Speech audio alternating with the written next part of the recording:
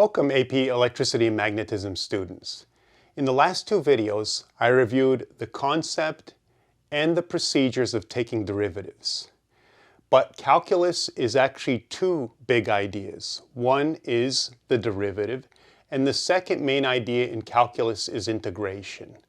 We're going to begin today with our review of integrals, and then we're going to continue on with one more integral review session before we move on to the physics.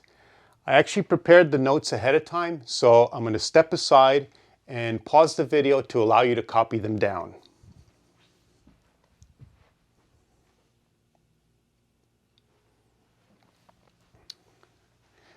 Okay, so the first thing that I want to begin with is the concept of integration, because it's very important that you really understand what's happening. Otherwise, you're going to get lost in the physics. A lot of students just blindly and mechanically go through the process of integration without even understanding what they're doing. So let's first talk about what integration means. So let's suppose we got some y that's a function of x. We might have y equals x to the fourth plus 3x or something like that, or y equals cosine of x. Whatever we have, when we plot it, we get some kind of curve. What the integral is it finds the area under that curve, okay? So, and this is the expression saying that, and I want to just say that math and physics is no different than any language. There's a grammar, there's a way to say things, and there's a correct way to express an idea. So what you need to be able to do, just like in English, when you write, the cat caught the mouse, we know what that means, but you can't say cat caught mouse or cat mouse. Or, you know, it has to be structured a certain way, and otherwise you get points taken off. So let's digest what this statement is saying. First of all, let's start here. We've got a product of the function value at some x coordinate, which is like the height from the x-axis up to the function, times some dx, some tiny x. Now, a lot of times in math, we of course write delta x, and in physics, and that means like from one place to another, a certain fragment of x. Dx is like a special kind of delta x, a very small one, like a millionth or a trillionth, like very skinny, okay? So when we multiply this times that, we're going to get the area of a rectangle, okay? And that basically is the area right here at this skinny dx. And you might be saying, well, wait a minute, this is not a rectangle. So how are we saying that in our minds that this is an area of a rectangle when it looks more like a trapezoid or even a curve shape? That's part of the integration that I'm not going to get into. This statement means that delta x is so tiny that the difference, the error that comes about by assuming this is a rectangle is basically eliminated out. It becomes insignificant. So we have the area of this skinny little rectangle here. This means we're adding up all the areas of all the skinny rectangles from one to another. It's the sum from x1 to x2 of these quantities. So that's loosely what we're saying there. We're adding up the area of a tiny rectangle here, plus the area of another tiny rectangle, plus the area of another one, plus the area plus, adding from one place to another. And those skinny rectangles add up, give us the area under that curve. That's what that's saying, okay? Now, I just want to take a step back and just remind you again, as I said in the beginning, calculus is two ideas. The derivative, as we discussed over the last two videos, is the rate of increase or decrease,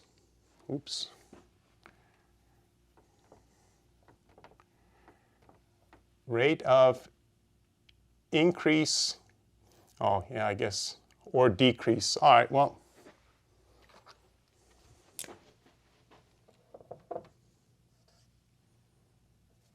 okay, sorry about that. So rate of increase or decrease at an instant. So, for example, velocity is the rate of increase or decrease of your x-coordinate.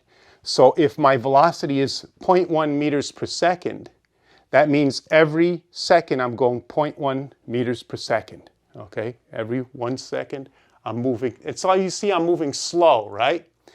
If I have a velocity of 1 meter per second, that means instead of going like this, I'm taking a 1 meter step every second. I'm moving faster. So it's the rate of increase or decrease of my meters, okay? The integral is the total gain or loss over an interval. So, like for example, if we want the total meters, we integrate the meters per second times seconds gives us the meters over a tiny, say, millionth of a second that I advance, and then I keep adding up those advances that I make over each millionth of a second, and you get the total distance I've traveled. Okay, so that's the concept of integration. All right, so hopefully you have the concept down in your mind. Okay, but of course now we need to move on to the mechanics, the actual way you integrate, the procedures. Here's some common integrals written out. For example, if you integrate some function ax to the n, this is some constant, could be like 2 or 0.7, just some number. And this could be like x squared or x cubed or even x to the negative fifth. The process for integrating that is that you add 1 to the exponent and then you divide by that exponent. It's often called the antiderivative. Okay, so for example, if you take x to the 4th power, if you take the derivative of that, you remember you bring the 4 to the front first, and then you subtract 1 from the exponent, and you do that second. Okay? So what we do is we reverse the procedure. Okay? First, instead of bringing the coefficient to the front, we begin here, and instead of subtracting 1, we add 1. So we make it x to the 4th. And then, instead of multiplying to the front, we now divide the original 4. And it gives us back the original. You can always check to see if you did an integral correctly by taking the derivative quickly.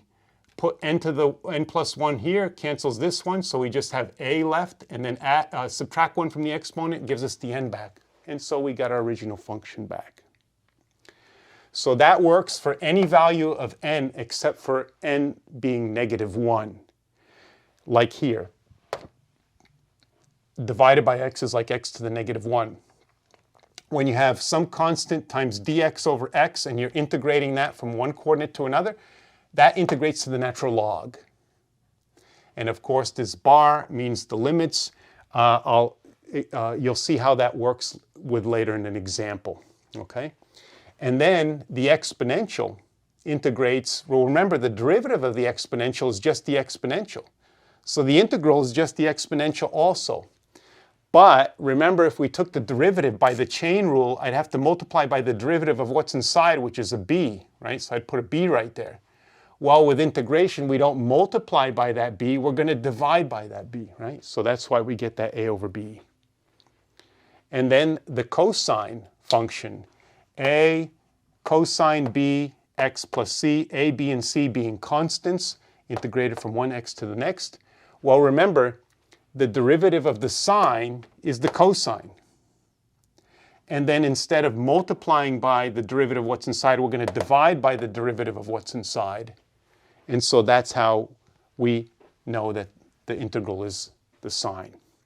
And remember that when we're integrating the sine, remember that the derivative of the cosine is the negative sine.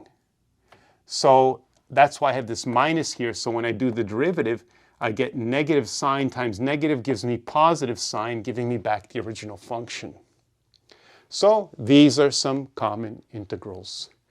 Now what I'm going to do is I'm going to practice this with 2 examples for you.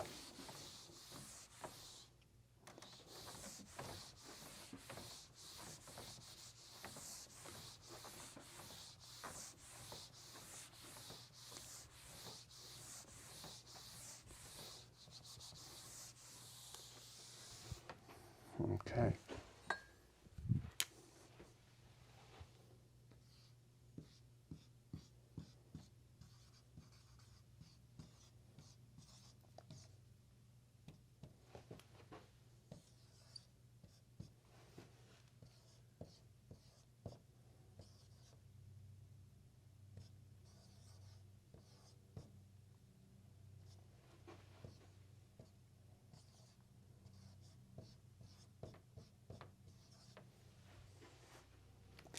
So there's a function of velocity. If you were to plot this,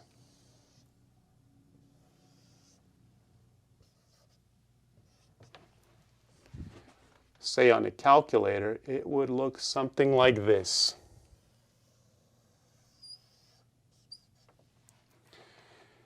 And so we want to find how far this travels from 1 to 3 seconds. Maybe that's like here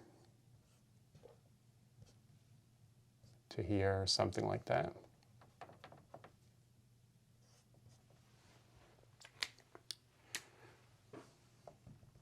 That's the question. Determine delta x for t equals 1 second to 3 seconds. Okay. So remember the concept. To find the total x accumulated, which is the area under that curve from here to here of this curved shape, we would have to add up from one time to another the velocity at any instant times a tiny fragment of time, adding that all up from one time to another, gives us the total distance. There's the concept expressed. And of course, this right here would be the area of a skinny rectangle somewhere along the way.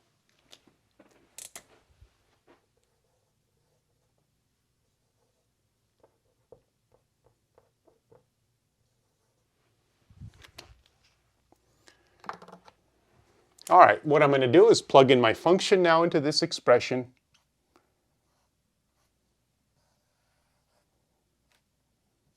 And my limits.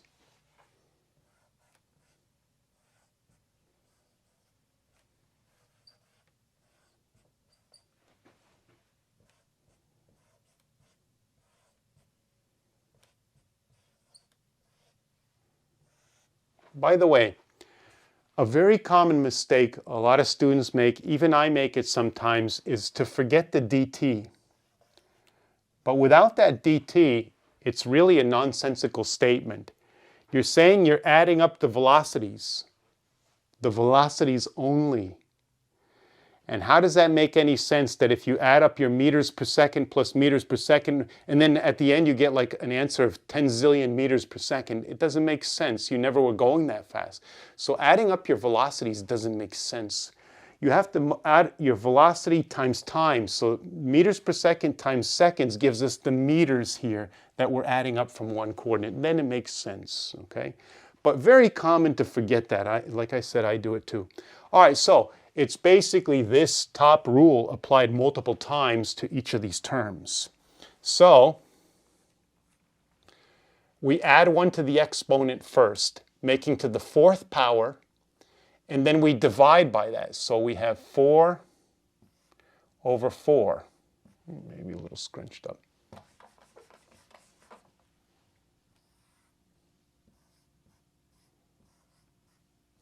T to the 4th power. And then we add 1 to the exponent, making to the 3rd power, and divide. Minus 9 over 3 t to the 3rd power. And then we add 1 to the exponent here, which gives us squared, and divide by that, 4 over 2. And then this is like t to the 0, 2t to the 0, because t to the 0 is 1. So we're adding 1 to the exponent there and getting t to the 1 power, and then dividing by 2 over 1. Well, I'll just write 2, t to the 1 power. I'll just write t. And then I put my bar like this, 1 to 3 seconds. Okay.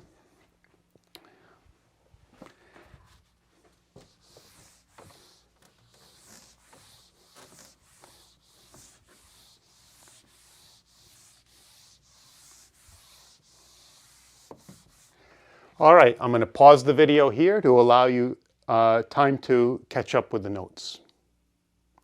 Okay, moving on.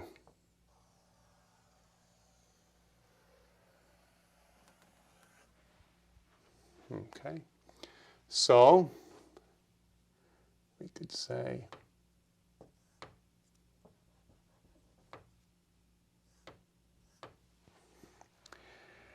plugging in 3 first into all these terms, so we put 3 in right here, and the 4 over 4 just becomes 1 times 3 to the 4th power. And then we plug in the 3 over here, and we get minus 9 over 3, which is just 3, and then t, or 3 to the 3rd power. And then 4 over 2 becomes 2. A little scrunched up. And then 3 to the 2 power. And then lastly, we have 2 over here times 3. I'm just going to check and see if that fits. Yes, okay. All right, now we have to plug in 1 into this function here, into every place we have t, but we subtract that. So the bottom limit we subtract.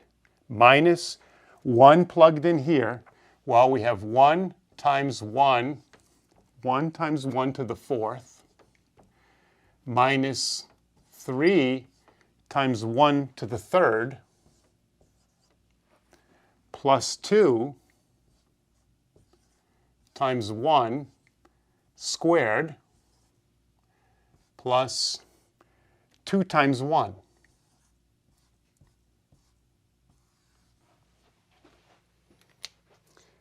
So we have here, this is kind of nice, that it's 0, so we got 9, 18, 24, and here we got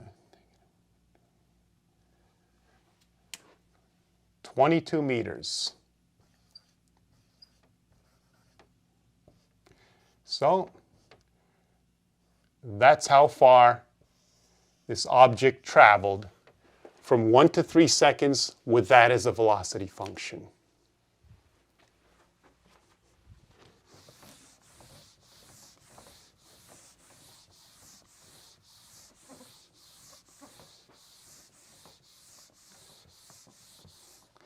Okay, I'm going to pause the video now in case you need some time to catch up. Okay, let's do one more example.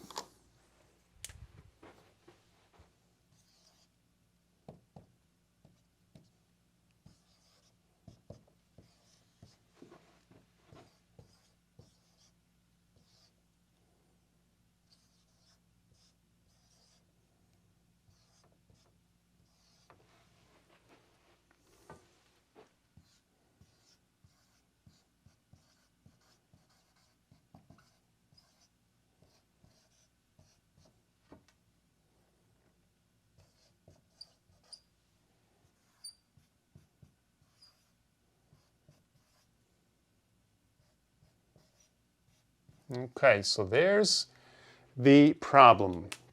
Now, I just want to state kind of what's happening here. It's not really necessary to know that this is in simple harmonic motion, but it is. At time 0, cosine is, plug in 0 here, is 1 times 4. So this is something that begins with a velocity of 4 meters per second. And then it oscillates by the cosine function. Like this, and repeats over and over again. So this is something that at time 0 is moving forward, and then the velocity slows to a stop, and then it starts going negative, and then slows to a stop, and then starts going positive. So it's something that's oscillating in simple harmonic motion, right? Back and forth. What we want to do is find how far it travels from time 0. Right here is one limit. And then the other limit is pi over 3. Well, if we plug in pi over 3 here, we get cosine of 3 over 2 times pi over 3 gives us pi over 2 in here. And the cosine of pi over 2 is 0. So we're looking for the distance the object travels here to here, which is basically the area under the curve of that quarter of a cosine function graph. So once again, we use the concept that we're going to find the area of a skinny rectangle. A millionth of a second, we're going to see how far this thing travels. And then what we're going to do is we're going to add up how far it travels for all the millionths of a second starting from here to pi over 3 seconds. Oops, I forgot my unit here. Seconds. So from t1 to t2, v dt, this is our concept of how we get the distance, what I just explained. And then we're going to plug in our limits, 0 to pi over 3,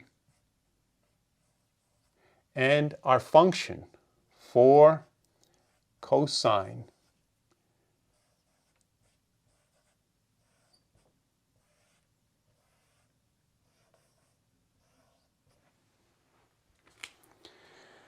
now the integral of cosine is just a sine. So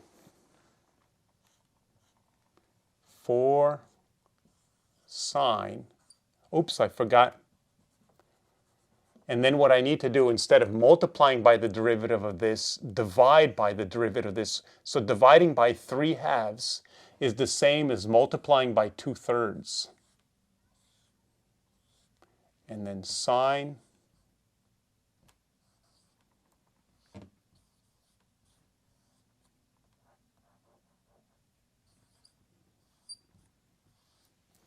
and then the limits 0 to pi over 3.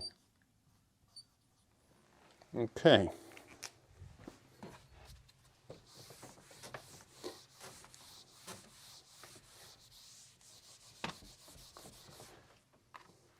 Okay, I'm going to pause the video here in case you need some time to catch up. Okay, let's continue on to the end. So we could say delta x, therefore, is 8 over 3 in the front. And then we're going to plug in pi over 3 into the sine function here.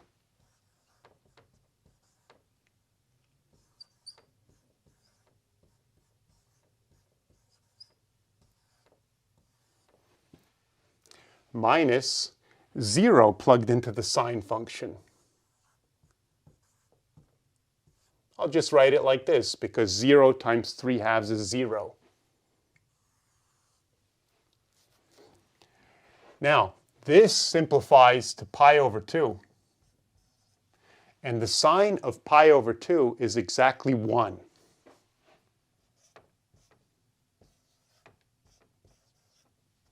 So this is all 1. And the sine of 0 is 0. And so I get my answer.